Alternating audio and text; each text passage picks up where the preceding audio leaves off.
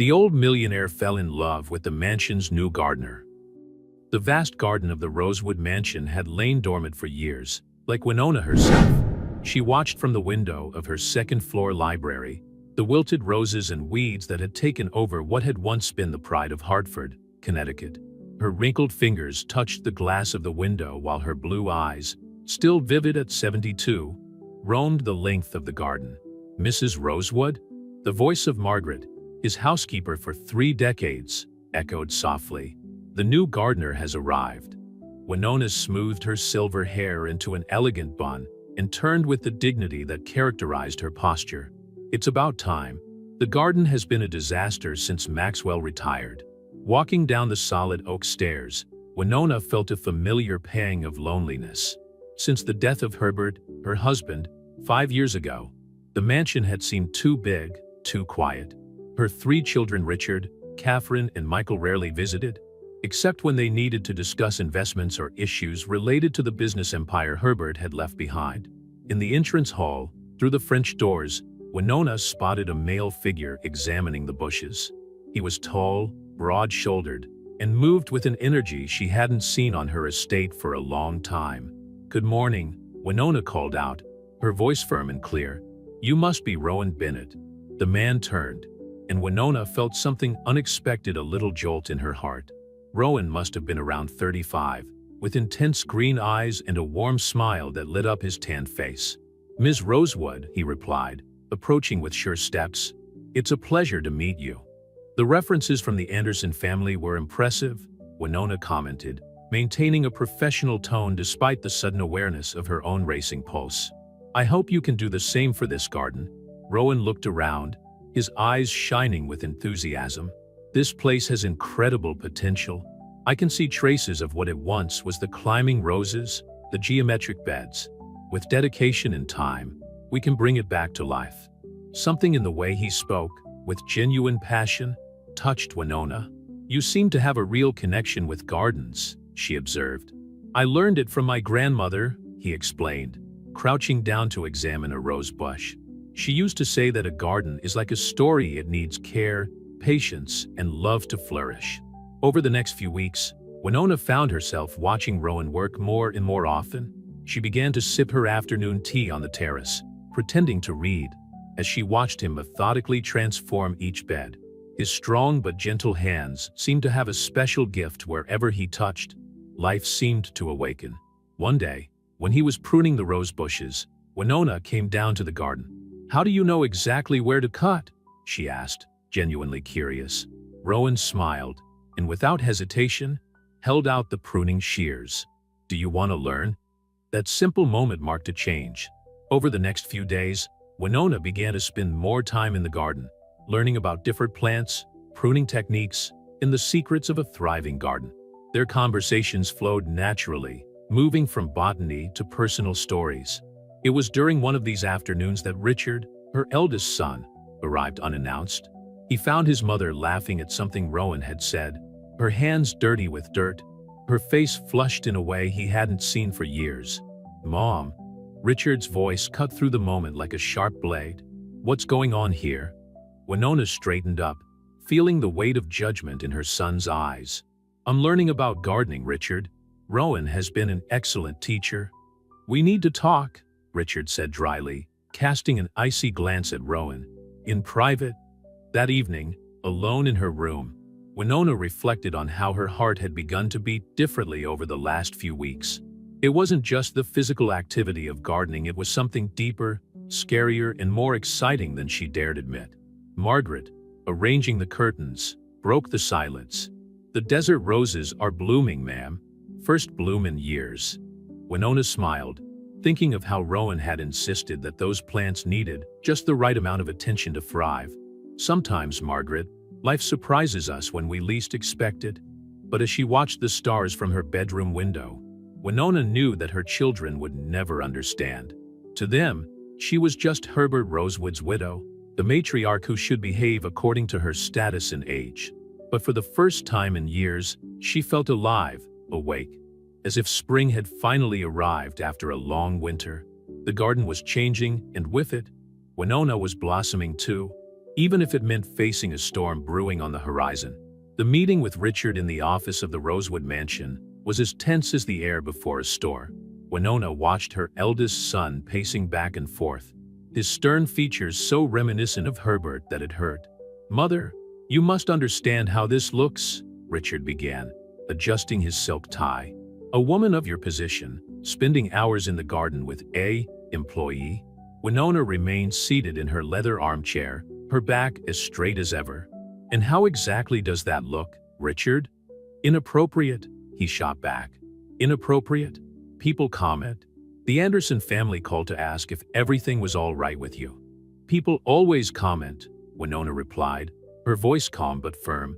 "They commented when your father expanded the business in the 1970s, when Catherine decided to become an artist, and now they're commenting because I'm learning gardening." Richard stopped in front of the window, overlooking the garden, where Rowan was working, unaware of the discussion going on above. "He's too young to be your friend, Mom, and he's clearly interested in something other than plants." "How can you judge someone you barely know?" Winona asked, feeling an old anger rise in her chest. The same anger she had felt when Richard and the others had tried to convince her to sell the mansion after Herbert's death. "I'm not naive," Richard retorted. "I've seen the way he looks at you, the way he smiles. And frankly, I'm worried about your finances. How much are you paying him?" Winona stood up, her blue eyes sparkling. "Your concerns are unfounded, Richard. Rowan's salary is fair and comes from my personal account, not the family trust." That night, after Richard left, Winona couldn't sleep.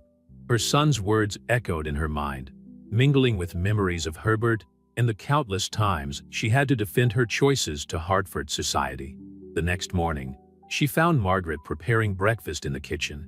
The housekeeper, who knew every nuance of the Rosewood family, immediately noticed her unease. "Has young Richard's visit upset you, ma'am?" Margaret asked, pouring tea into a china cup. "Richard has always been overprotective," Winona sighed, "ever since I was a child. But sometimes protection turns into control." "If I may say so," Margaret began, hesitantly, "I've never seen you as lively as you've been in recent weeks. The garden is regaining its beauty, and you're blooming too." Winona smiled, touched by her housekeeper's sincere observation.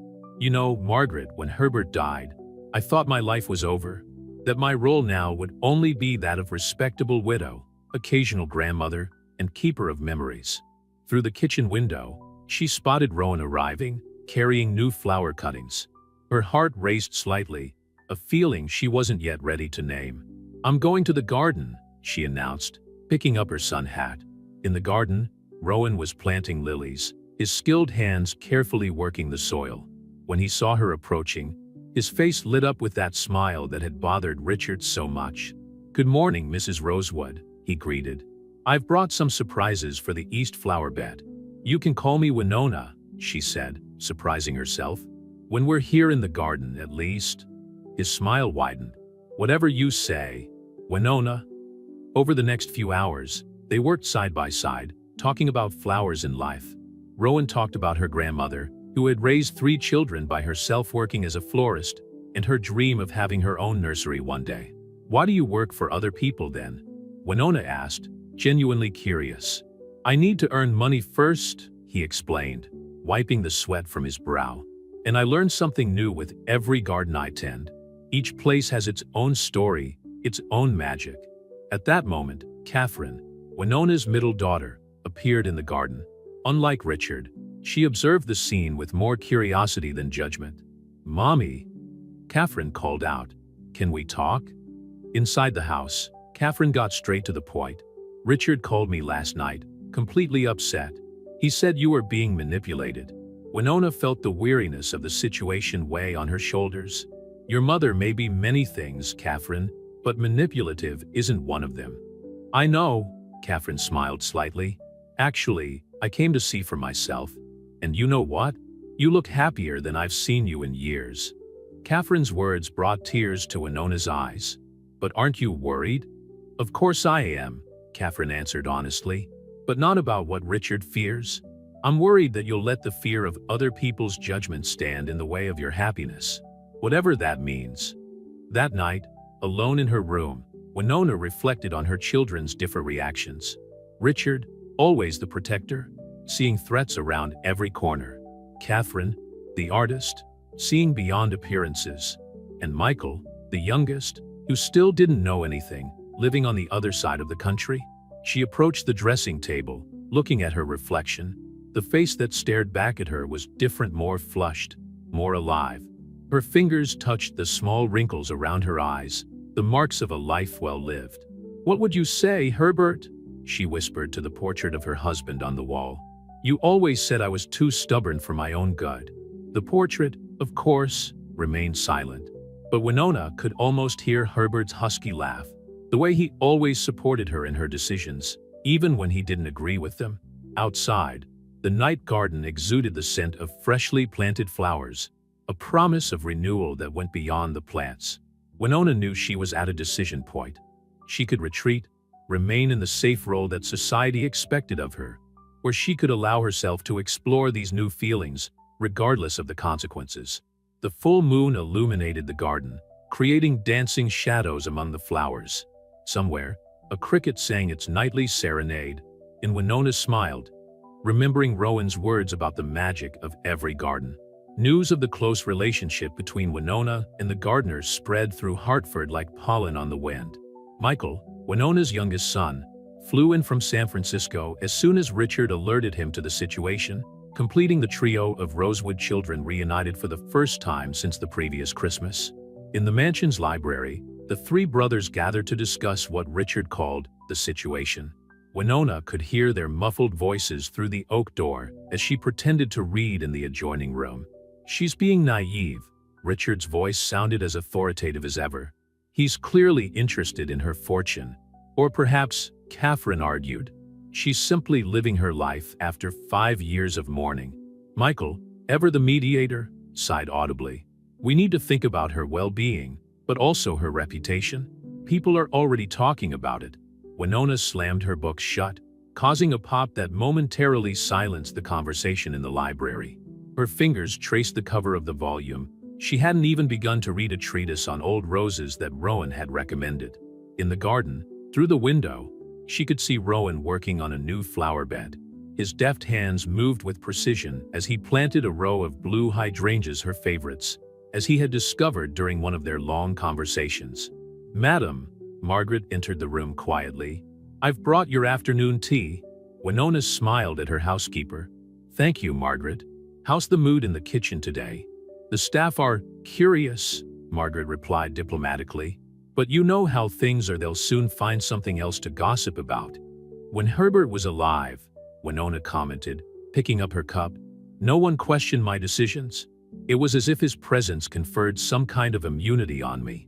"If I may say so," Margaret hesitated, "Mr. Rosewood always said that your strength was what he admired most about you." A sound of chairs being dragged in the library indicated that the siblings' meeting was over.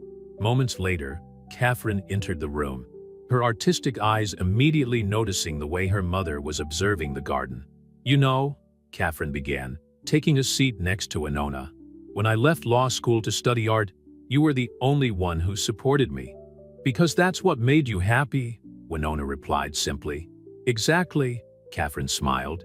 "And now it's my turn to support your happiness, even if the others don't understand." At that moment, Richard and Michael entered the room, their serious expressions contrasting with the soft afternoon light coming through the windows. "Mom," Michael began, his tone conciliatory, "we just want to make sure you're okay." "I'm better than I've been in years," Winona replied, straightening up in her chair. "And frankly, I'm tired of justifying every aspect of my life to you." "It's not that simple," Richard interjected. "There are legal issues to consider. The company's board is concerned that—" "The company?" Winona interrupted him, her voice sharp. "Is that what they're really worried about? That I might somehow damage the precious empire your father built?" A heavy silence fell over the room. Outside, Rowan had stopped working, looking towards the mansion as if he could feel the tension emanating from it. "Let me be clear," Winona continued, standing up. "I'm a grown woman, widowed, yes, but still alive. What I do with my time, who I choose to spend my days with, are my decisions." "But Mom," Michael tried. What if he's just what? Winona challenged him. Taking advantage of a silly old woman?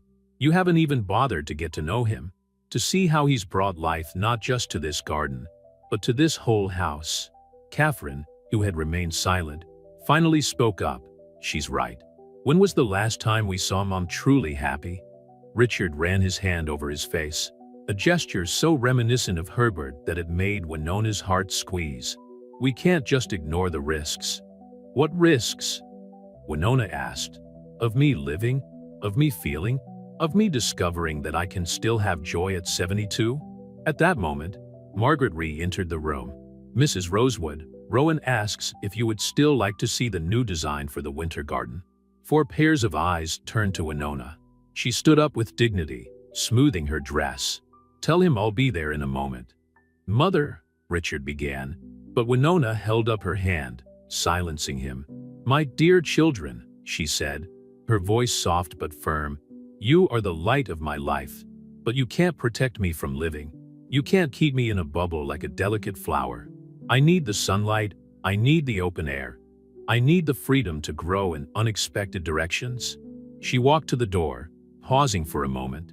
And if you really care about me, you'll learn to accept that. In the garden, Rowan was waiting for her with his meticulous plans for the winter garden. His green eyes sparkled as he watched her approach, and Winona felt that now familiar warmth in her chest. Is everything all right? He asked softly, noticing her expression. It will be, she replied, smiling. Now, show me what you plan to do with that abandoned space. As they pored over the drawings, discussing possibilities and dreams for the garden's future, Winona felt the gazes of her children through the mansion's windows. But for the first time in a long time, she didn't care what anyone thought. Like the roses Rowan had taught her to grow, she was determined to flourish, even if it meant facing a few thorns along the way. The morning after the confrontation with her children, Winona woke up with renewed determination. The Connecticut sun filtered through the silk curtains, creating dancing patterns in her room, reminding her of the shadows the leaves cast in the garden during her conversations with Rowan. Margaret entered with breakfast, also carrying an envelope. It arrived this morning, ma'am. It's from Mr. Richard's office. Winona took the envelope with slightly trembling fingers. Inside, she found legal documents, a proposal to establish a trusteeship over her estate. Her heart raced with indignation as she read the terms that would essentially strip her of control over her own financial life. They really think I've lost my mind, she muttered, letting the papers fall to the breakfast table. If I may, ma'am, Margaret said, setting down the tray. Mr. Herbert always said that you were the most sensible person he knew. Winona smiled at the memory. Herbert also said that our children had inherited my stubbornness and his sense of control, a dangerous combination. Later that morning, while walking through the garden, Winona found Rowan working on a new project, a maze of low bushes that he had suggested weeks before. Good morning, he smiled when he saw her. But his smile dimmed when he noticed her worried expression. Is everything all right? My children are trying to declare me incompetent, she replied, taking a seat on a nearby bench. Apparently, developing feelings for someone younger is a sign of senility. Rowan put down his tools and sat down next to her, keeping a respectful distance. I'm sorry. Maybe I should resign. No, Winona replied firmly. I won't let them control my life like that. But I don't want to cause problems between you and your family, he argued, his soft voice laden with concern. The problems existed long before you arrived, she sighed. They never accepted that I could have a life of my own after Herbert's death. To them, I'm just his father's widow, the guardian of the Rosewood legacy. At that moment, Catherine appeared in the garden, walking hurriedly towards them. Mom, I've just spoken to Richard. How dare he? Winona watched her daughter approach, noticing how her artistic eyes had already picked up on the tension of the scene. Catherine had always been the most perceptive of the three. Rowan, Catherine said, surprising them both. Could you give us a moment? He nodded respectfully and walked away, leaving mother and daughter alone on the park bench. Richard has hired Peterson and Associates, Catherine informed them, referring to a prestigious law firm. He's really getting on with it? I know, Winona replied, showing the documents she had brought with her. "They arrived this morning." "That's ridiculous. You're more lucid and alive than all of us put together," Catherine exclaimed, running her eyes over the papers. "Is Michael on his side?" "Your brother has always been easier to influence," Winona sighed. "Richard has probably convinced him that he's acting for my own good." On the other side of the garden, Rowan continued his work, his tense back showing that he was aware of the seriousness of the situation. Winona watched him for a moment, feeling a mixture of tenderness and guilt. "You really like him, don't you?" Catherine asked softly. "He makes me feel alive again," Winona confessed. "Not just as Herbert's widow or the Rosewood matriarch, but as myself, Winona." Catherine took her mother's hand, squeezing it gently. "Then fight. I'll be by your side." That afternoon, Winona called a meeting with her 3 children in her personal office, the same place where Herbert used to conduct the family business. She sat in the leather chair behind the imposing mahogany desk, a position of power that was not lost on any of them. "Before you start," she said when everyone was seated, "I want you to understand something. I'm not a child who needs to be protected, nor am I a fool who's lost her mind." "Mom," Richard tried to intervene, but she silenced him with a look. "No, Richard. Now you're going to listen to me." Her voice was firm. "For 45 years, I've been the wife of Herbert Rosewood. I helped build this family, this legacy. I raised 3 wonderful children and ran this house while your father built the empire you now run." She paused, looking at each of her children. "But before I was Mrs. Rosewood, I was Winona. And after your father left, I had to rediscover who I was without him." "We understand that," Michael said softly, "but this relationship isn't right. Appropriate?" Winona laughed humorlessly. "What exactly isn't appropriate? That I've found joy again? That I've allowed myself to feel something for someone who sees me as a person, not as a title or a social position?" "He's too young," Richard argued. "People are talking." "People always talk, Richard," Winona interrupted him. "They talked when your father married a middle-class woman. They talked when Catherine chose art over law, and they'll talk now. But I won't live my last years trying to please Hartford society." Catherine, who had remained silent, finally spoke up. "She's right. We can't lock her up in a gilded cage just because we're afraid of change." The silence that followed was heavy with unspoken emotions and unexpressed fears. Outside, the garden was beginning to show the first signs of dusk, the shadows lengthening among the flowers Rowan had so carefully planted. "The documents you sent this morning, Richard," Winona said at last, "can be collected by your messenger tomorrow, and signed." She stood up, signaling the end of the meeting. "I love you, my children, but I need you to trust me enough to let me live my life with all the risks and joys it may bring." As her children left the office, Winona stood at the window, watching the garden where Rowan still worked. Like the flowers he had cultivated with such care, his heart was blooming again, defying the seasons and everyone's expectations. It was time to live his own spring, regardless of what anyone else thought. Autumn arrived in Hartford with a sudden change in the weather, bringing with it cold winds that shook the century-old trees of the Rosewood estate. Winona watched the golden leaves dance across the garden as she ate breakfast on the terrace, wrapped in a cashmere shawl.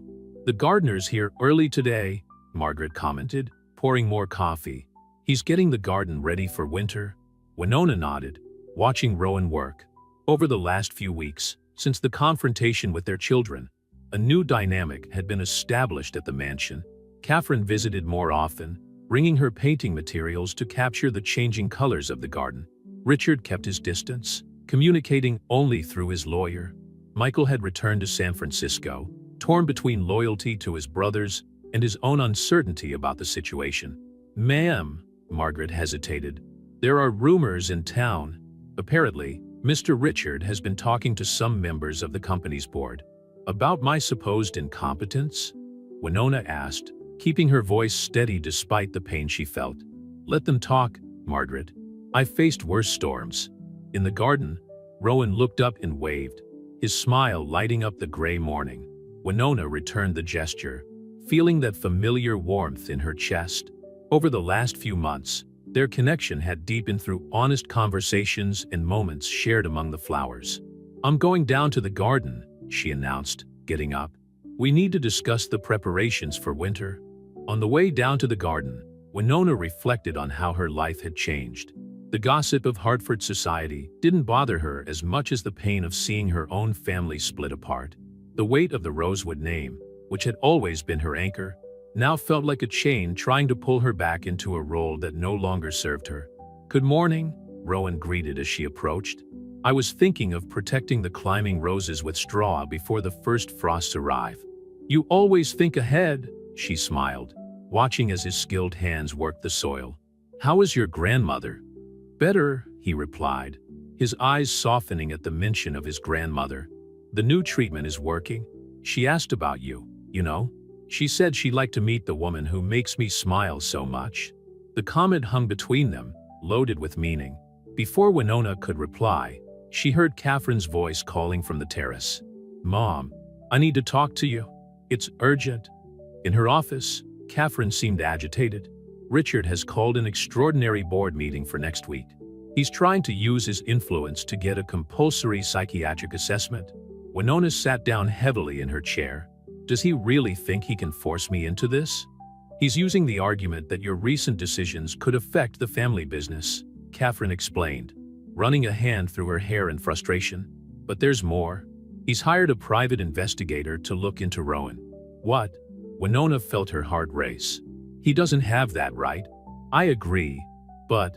Catherine hesitated. "Mom, how much do you really know about Rowan?" The question hit Winona like a punch. She knew Rowan through his conversations, his actions, his kindness. She knew his heart. But the practical details of his life? The Anderson family references had been her only formal verification. "I trust him," she finally said. "I know you do," Catherine replied softly. "But perhaps we should be prepared for anything Richard might find out."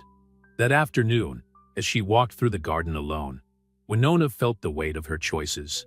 The roses she and Rowan had planted together were blooming one last time before winter, their red petals contrasting with the autumn sky. "Mrs. Rosewood?" Rowan's voice surprised her. He was standing a few meters behind her, holding a briefcase. "I think we need to talk." Sitting down on the stone bench, Rowan opened the folder and began to speak. "Your son hired someone to investigate me.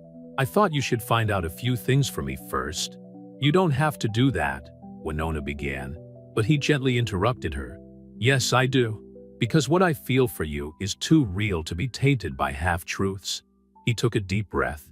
5 years ago, I was broke. I lost everything trying to maintain a nursery that didn't work out.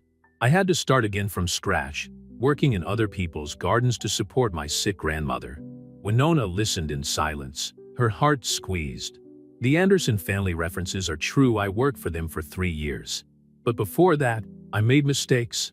I tried to get a loan using false documents.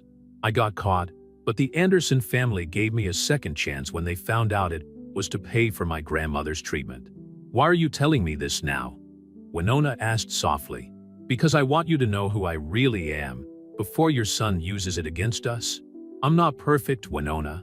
I've made mistakes, but I have never, not for a moment, approached you out of interest in your money or position." Silent tears streamed down Winona's face. They weren't tears of disappointment, but of deep understanding of how much this honesty cost him. "When Herbert died," she finally said, "I thought I would never feel anything so strongly about anyone again. You proved me wrong, not because you were perfect, but because you were real." The sun was beginning to set, painting the sky in shades of orange and purple. In the garden, the flowers bravely resisted the autumn wind, just as Winona resisted the pressure to conform to other people's expectations. "What do we do now?" Rowan asked, his voice heavy with concern. "We keep looking after the garden," Winona replied with a small smile. "And we face whatever comes, together." The words hung in the air like the last leaves of fall, carrying promise and uncertainty. The storm Richard had been preparing for was approaching, but Winona had found her strength not in the walls of Rosewood Manor or in the name it bore, but in the garden where her heart had learned to bloom again. The news of Rowan's past spread quickly through Hartford's social circles. Richard had made sure of it, discreetly distributing the private investigator's findings among key members of local society. Autumn was advancing, and with it, a growing sense of siege around Rosewood Manor. Winona was in her office, reviewing documents with her personal lawyer, Arthur Thorne, when Margaret rushed in. "Ma'am, there are reporters from the Hartford Courier at the gate. They're asking for a comment on, well, about everything."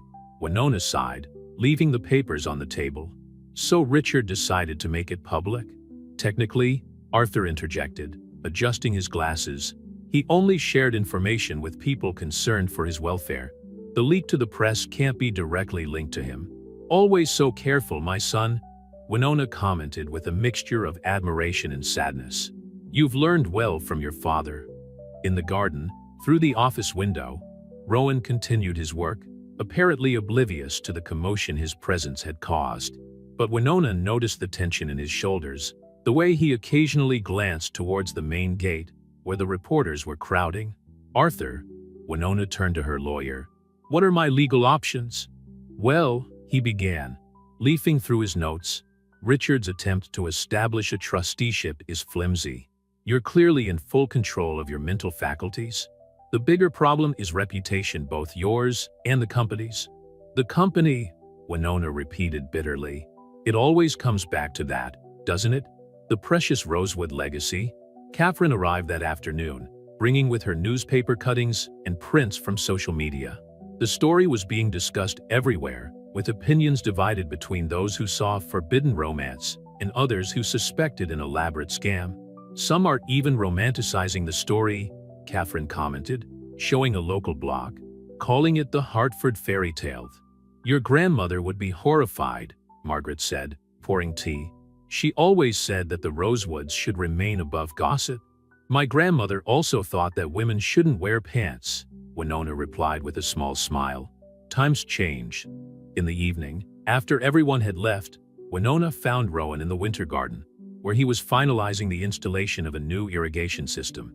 The twilight filtered through the glass, creating elongated shadows. "You don't have to stay here any longer," she said softly. "I understand if you want to leave." Rowan put down his tools and turned to face her. "Is that what you want?" "I want you to be happy," she replied, free from scandal and judgment. "Do you know what makes me happy?" he asked, stepping closer. "Watching these plants grow, seeing this garden come to life again, and above all, seeing you smile when we discover a new rosebud or when the hydrangeas change color." Silent tears streamed down Winona's face. "My whole life has been defined by others, daughter of, wife of, mother of. For the first time, I'm choosing my own path, and that terrifies my children. Because they don't understand that love has no age," Rowan said softly, taking her hand. "That sometimes we find light in the most unexpected places." At that moment, they heard excited voices coming from the house. Michael had arrived from San Francisco, and from the tone of his argument with Catherine in the hall, he wasn't happy. "I have to go," Winona said, reluctant to let go of Rowan's hand. One more battle to fight. In the hall, Michael looked exhausted from the trip, but his expression brightened when he saw his mother. "Mom," he hugged her tightly. "Why didn't you tell me about all this?" "Because you already had so much going on in your life," she replied, touching his face. "The new baby, the job. But you're my mother," he insisted. "You should be able to count on me." Catherine watched the scene with attentive eyes. Did Michael come because Richard persuaded him, or because he wanted to? "I came because I needed to see for myself," he replied, looking out at the garden through the French doors. "To meet this man who has caused such a stir." "Then meet him," Winona said firmly. "Talk to him. Judge for yourself, not by the reports of a private investigator or the vicious comments of society." Later, after Michael had retired to rest, Winona found Catherine on the terrace, painting the night garden. Rowan's strategically placed lights created a play of shadows that his daughter captured with precise brushstrokes. "Do you know what impresses me most?" Catherine commented without taking her eyes off her canvas. "How you're stronger now than ever. Because I finally understood that happiness isn't something we should postpone or deny for fear of other people's judgment," Winona replied, looking up at the stars. "Your father used to say that life is too short to live for others." "Dad was always wiser than he showed," Catherine smiled. Remember how he supported my decision to study art, even when the whole family opposed it? Herbert understood about following one's heart, Winona said softly. He would have understood that too. The night wind carried the scent of late roses, a last burst of fragrance before winter. In the garden, the lights marked the path that Winona and Rowan had created together, each bed a story, each flower a shared moment. The next morning would bring new challenges, more reporters, more trials. But at that moment, under the starry Connecticut sky, Winona felt a peace she hadn't experienced for a long time. It was the peace of someone who had finally found her own voice, her own path, even if that path was covered in thorns. The special board meeting of Rosewood Enterprises was scheduled for a chilly fall morning. Winona was getting ready in her room, carefully choosing a navy blue Chanel outfit, the color Herbert always said gave her strength. Margaret helped her with the pearls, her experienced hands trembling slightly. "You don't have to go," Margaret said softly. "Mr. Thorne could represent you." "No," Winona replied, adjusting the necklace in the mirror. "I'm not going to hide. The Rosewoods never hide." Downstairs, Catherine was waiting with Michael. Her youngest son had spent the last few days silently observing the dynamic between his mother and Rowan. His conclusions still kept to himself. "Mom," Michael said as she came down the stairs, "let me walk you down." "No, darling," Winona smiled, touching his face. "I need to do this alone. Besides, you have a flight to catch." "I can postpone it," he offered. But Winona shook her head. "Your wife is 8 months pregnant. Your place is with her now." In the garden, through the French windows, Rowan was working, preparing the beds for the coming winter. He looked up when Winona came out onto the terrace, and for a moment their gazes met, full of concern and determination. "I'll be fine," she said softly, more to herself than to him. The Rosewood Enterprises building in downtown Hartford was an imposing edifice of glass and steel, erected by Herbert in the 80s. Winona knew every corridor, every meeting room. How many Christmas parties, how many celebrations, how many important decisions had taken place there? Richard was waiting for her at the entrance to the boardroom, his suit impeccable and his expression tense. "Mother," he greeted formally, "the council is waiting." Inside the room, 12 familiar faces turned to her. Some were longtime friends of Herbert's. Others were younger executives she had seen grow up in the company. Dr. Peterson, the psychiatrist hired by Richard, was sitting in a corner, watching her intently. "Good morning, everyone," Winona said, her voice clear and firm. "Before you start with your assessments and diagnoses, I'd like to say a few words." Richard made a point of interrupting her, but she held up her hand, silencing him with a gesture so reminiscent of Herbert that several counselors stirred in their chairs. "For 45 years, I was Herbert Rosewood's wife. I helped build this company as much as anyone in this room. When Herbert was traveling, it was I who organized the dinners with investors. When he needed advice at 3 in the morning, I was the one he talked to." She paused, looking at each face around the table. "Now you've been summoned to judge my sanity. Why? Because at 72, I discovered that I can still feel love? Because I chose to live instead of just existing?"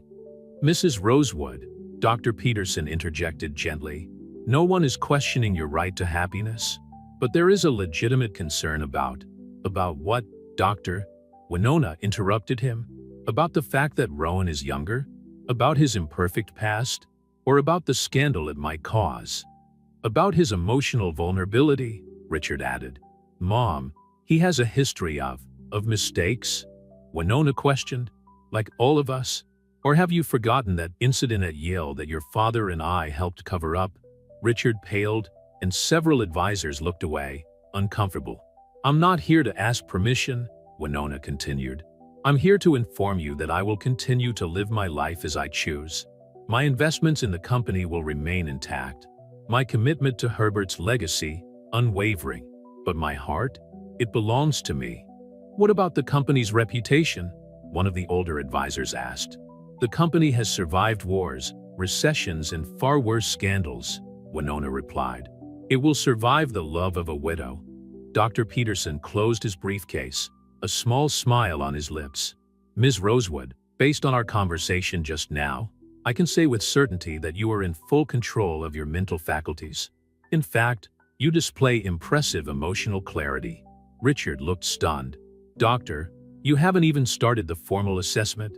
"Sometimes," the psychiatrist replied, "5 minutes of observation are worth more than hours of tests. Your mother is perfectly sane, Mr. Rosewood, and more than that, she's living fully." When Winona left the building, the autumn sun shone faintly through the clouds. Catherine was waiting for her in the car, anxious for news. "How was it?" she asked as soon as Winona got in. "It was liberating," Winona replied, feeling a weight leave her shoulders. "I finally said everything that needed to be said." Back at the mansion, Winona found Rowan in the winter garden, finishing installing the protections against the approaching frost. When he saw her, he stopped his work, his eyes full of concern. "Is everything all right?" he asked softly. In response, Winona approached him and, for the first time in public, took his hand. "It's better than fine," she smiled. "It's perfect." On the terrace, Margaret watched the scene with tears in her eyes, remembering all the springs that garden had seen, all the winters it had survived. Like Winona herself, always bloomed again, stronger and more beautiful with each season. Love, after all, was like the most resilient flowers in the garden, capable of springing up in the most unlikely places, defying expectations and time, transforming the world with its unexpected beauty. The first snowflakes of winter were beginning to fall on Hartford when Richard showed up at the Rosewood mansion unannounced. Winona watched him through the winter garden window, her eldest son looking strangely vulnerable as he crossed the snow-covered path towards the house. "Ma'am," Margaret announced softly, "young Mr. Rosewood is here." Winona nodded, adjusting her cashmere shawl. "Ask him to meet me here in the winter garden, Margaret. And please bring some of that jasmine tea Herbert liked so much." The conservatory, with its glass and wrought iron structure, was one of the last additions Rowan had made to the estate. The orchids he had cultivated with such care bloomed in defiance of the cold outside, their vibrant colors contrasting with the white of the snow that accumulated on the glass panels.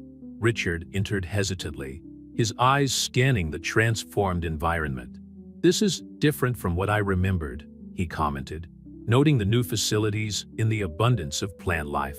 "Rowan has a special gift," Winona replied, indicating the chair in front of her. "Like his father had for business." The mention of Herbert made Richard fidget uncomfortably. "About that, Mom, I came to apologize." Winona kept her silence, years of social experience teaching her that sometimes silence is the most eloquent response. "Michael called me last night," Richard continued, accepting the cup of tea Margaret had brought. He told me about the conversation he had with Rowan, about his grandmother, about how he uses part of his salary to pay for her treatment." "Yes," Winona confirmed. "The same determination you have to protect our family, he has to take care of his." Richard took a sip of his tea, his eyes fixed on the orchids. "You know, when Dad died, I promised myself that I would take care of you, that I wouldn't let anything or anyone hurt you again." "Oh, Richard," Winona sighed, reaching out to touch her son's hand. "You're so like your father, always wanting to control everything, protect everyone. But sometimes, the greatest protection we can offer is to allow people to be free to make their own choices."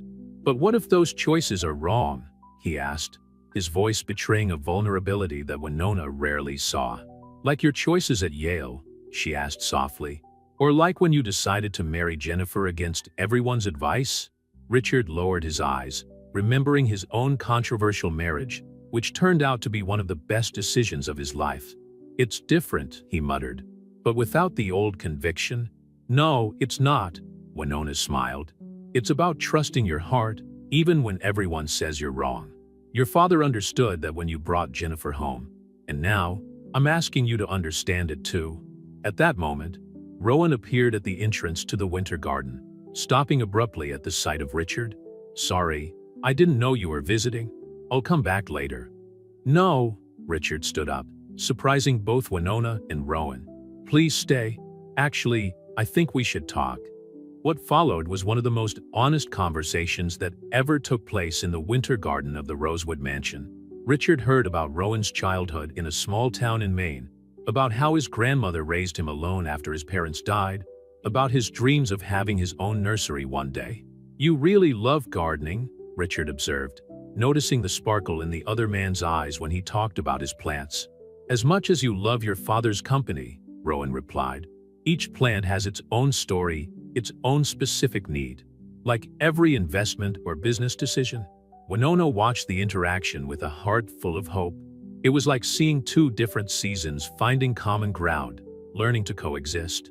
"Mom," Richard turned to her after the long conversation, "I still have my reservations, but I understand now, and I apologize for making everything so public, so difficult." "Life is rarely easy, dear," Winona smiled, "but it's always more bearable when you have the support of those you love." That evening, after Richard had left, Winona and Rowan walked through the snow-covered garden. The strategically placed lights created an almost magical setting, with ice crystals sparkling like diamonds in the trees. "Your son is a better man than he believes himself to be," Rowan commented, holding Winona's hand. "As are we all," she replied, pausing to observe a lone sparrow seeking shelter in one of the bushes.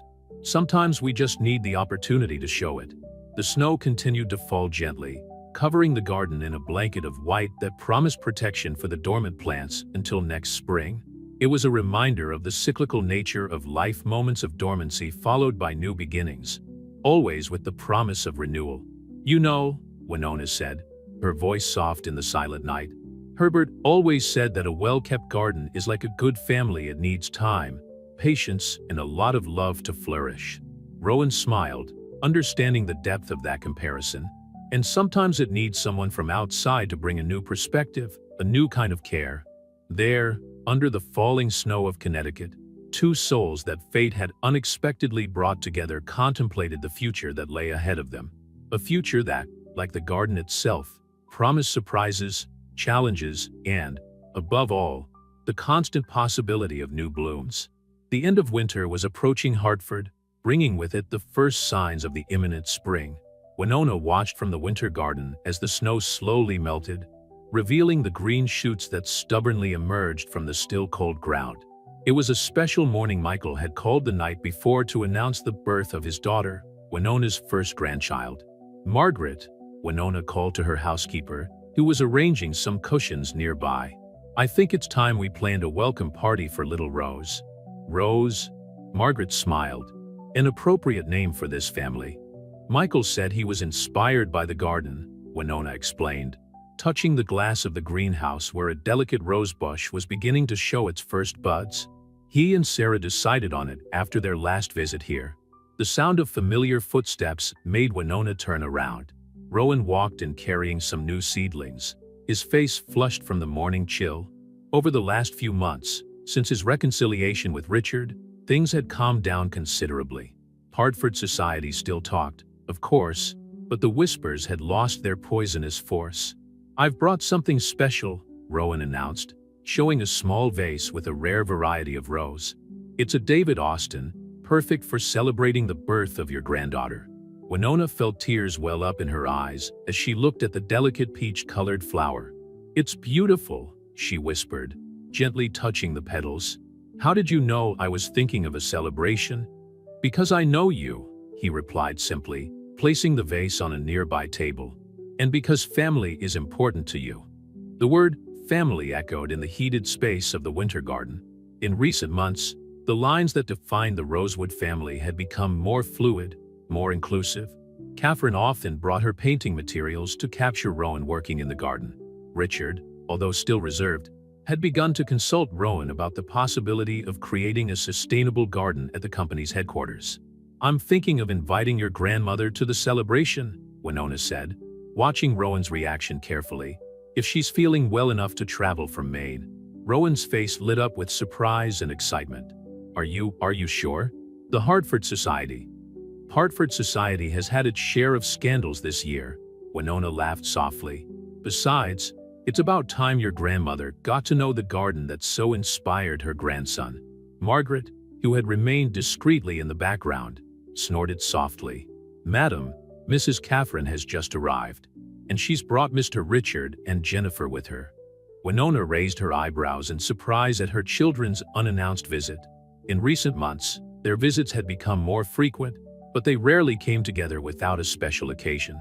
On the terrace, Catherine hugged her mother warmly, while Richard and Jennifer maintained expressions that mixed nervousness and expectation. "We have news," Catherine announced, her eyes sparkling. "But first, we all need to sit down."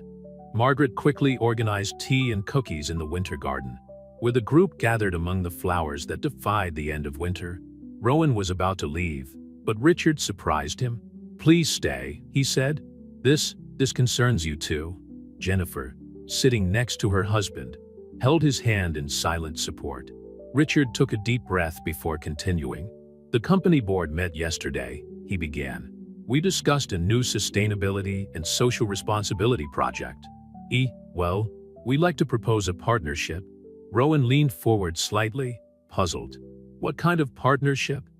"Rosewood Enterprises wants to create a sustainable landscaping and gardening division," Richard explained, "starting with transforming corporate spaces into green areas, but eventually expanding into community projects. And we'd like you to lead the project."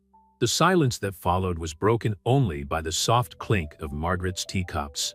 Winona watched Rowan, seeing the same sparkle in his eyes that she recognized when he talked about his dream of having his own nursery.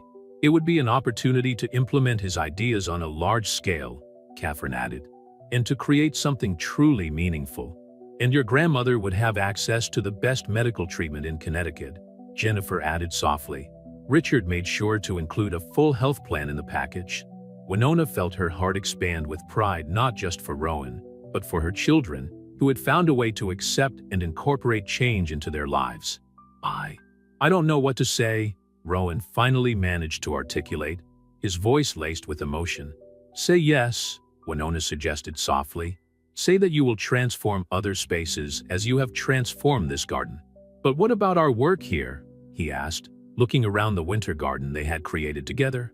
"This will always be your base home," Richard replied, surprising everyone with the naturalness of the statement. "The place where it all began."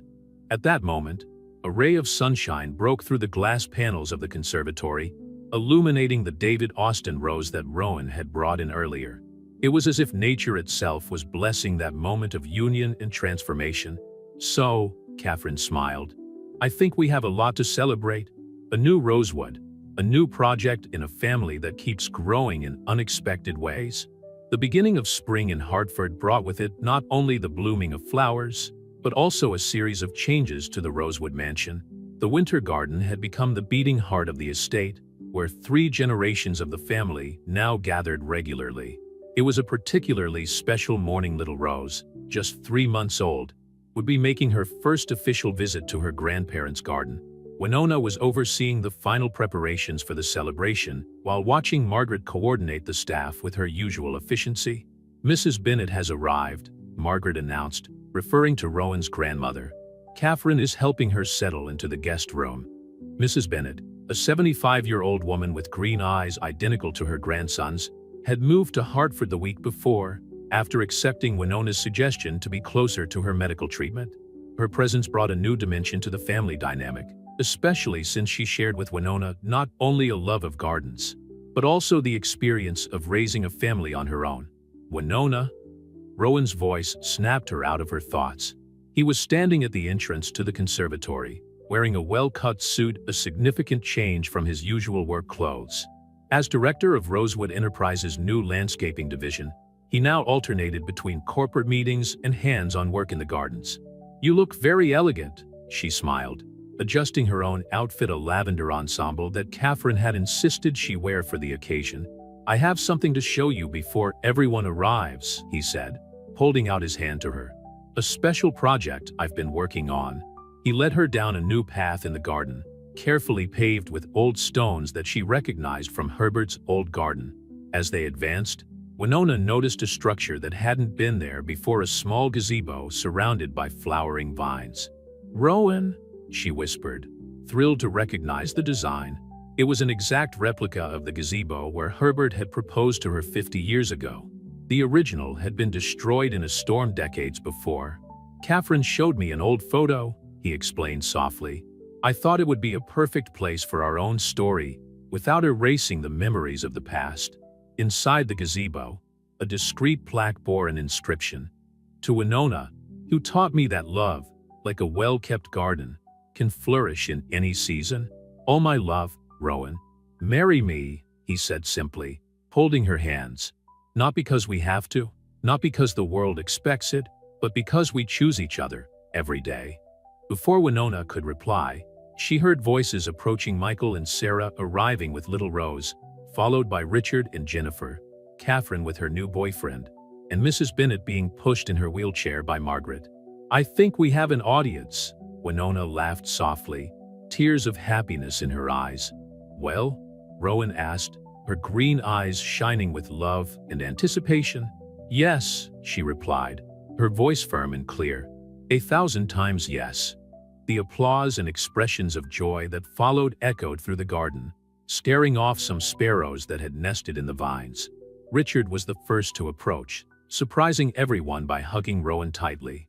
"Welcome officially to the family," he said, his voice breaking, "although you've been part of it for a long time." Little Rose, in Sarah's arms, let out a happy squeal, as if she too wanted to join in the celebration. Catherine already had her sketch pad out, capturing the moment with quick, emotional strokes. "I knew this would happen," Mrs. Bennet commented with a knowing smile. "From the first time Rowan told me about this garden and the extraordinary woman who owned it." Margaret discreetly wiped away tears as she poured champagne for all the adults. "Mr. Herbert would be happy," she whispered to Winona. "He always said that the greatest proof of love is wanting each other to be happy." The celebration continued throughout the day, with more family members arriving: cousins, nephews, close friends who had become family by choice. The garden, in full spring bloom, seemed to celebrate together, its colors more vibrant, its aromas more intense. At dusk, when most of the guests had left, Winona and Rowan walked hand in hand through the garden they had created together. Each flower bed told a story of their love, from their first shy conversations to the courageous decisions that had brought them there. "Do you know what I love most about you?" Rowan asked, stopping next to the rose bush he had planted the day Rose was born. "Your courage to bloom, no matter the season." Winona smiled, thinking about how life had changed since that first morning she had seen him working in her abandoned garden. "And do you know what I love most about you? Your ability to see beauty where others see only time gone by." On the horizon, the Connecticut sun was setting in shades of pink and gold, painting the sky with the same colors as the roses that surrounded the new gazebo. The Rosewood mansion, which had once seemed too big and too quiet for Winona, now pulsed with new life and new possibilities. "Forever is made up of many nows," Winona said softly, remembering something Herbert used to say. "And every now is a chance to bloom again." Rowan kissed her softly, there among the flowers that had witnessed the birth and growth of their love. A love that, like the garden itself, had blossomed against all odds, transforming not only their lives, but those of everyone around them. Spring had come to stay in the heart of the Rosewood mansion, promising endless seasons of new beginnings and everlasting flowers.